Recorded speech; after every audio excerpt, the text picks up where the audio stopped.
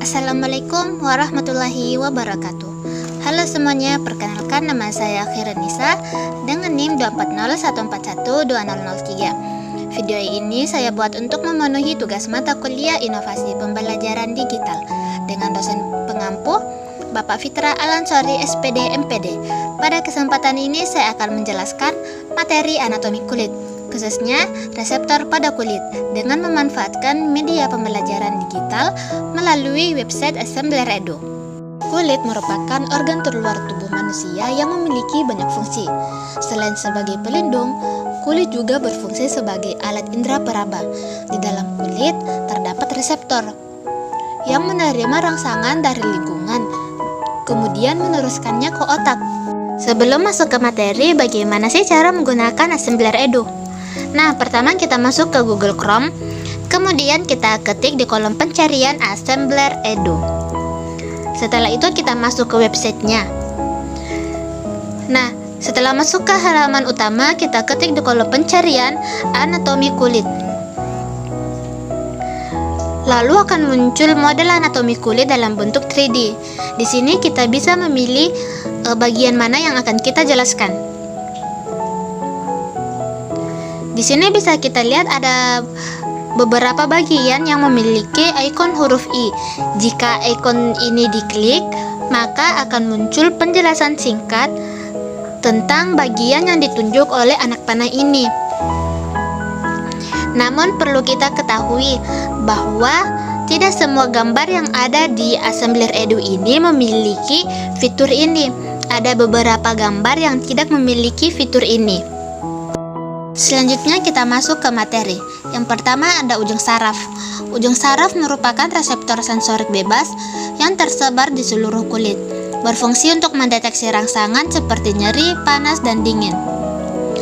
Nah, contohnya saat tanpa sengaja kita menyentuh panci panas di dapur, kita langsung refleks menarik tangan karena ujung saraf bebas ini dengan cepat mengirim sinyal ke otak kita.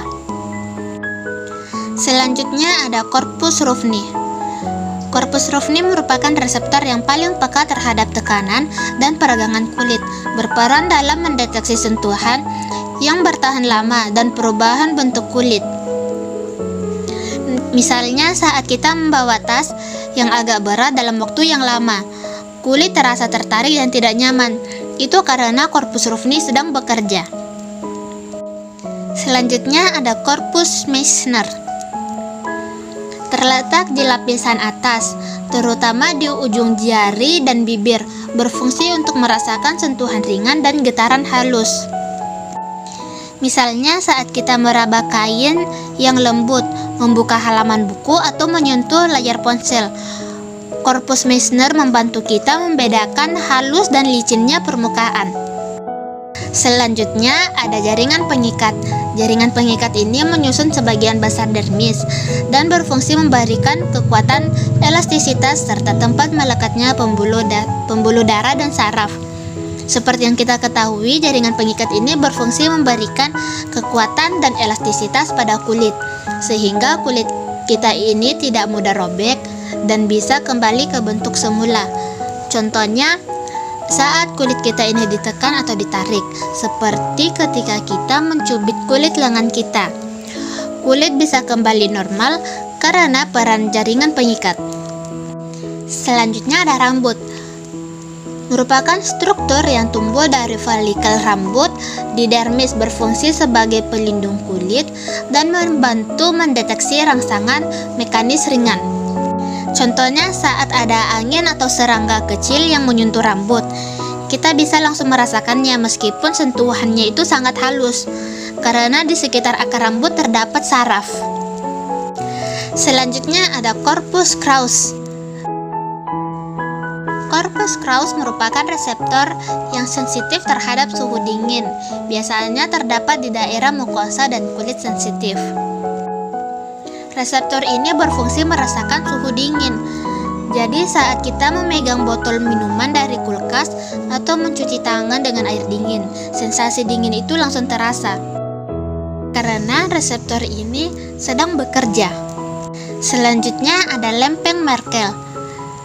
merupakan reseptor terletak di lapisan dermis bawah, berfungsi mendeteksi tekanan ringan dan tekstur permukaan benda. Reseptor ini membantu kita mengenali bentuk dan tekstur secara detail. Misalnya saat kita memegang koin di dalam saku atau meraba permukaan benda tanpa melihat. Lempeng Merkel membantu kita mengenali bentuk benda tersebut. Reseptor selanjutnya ada korpus Pacini, merupakan reseptor besar yang terletak di lapisan dermis bawah atau subkutan, berfungsi mendeteksi tekanan kuat dan getaran mendalam.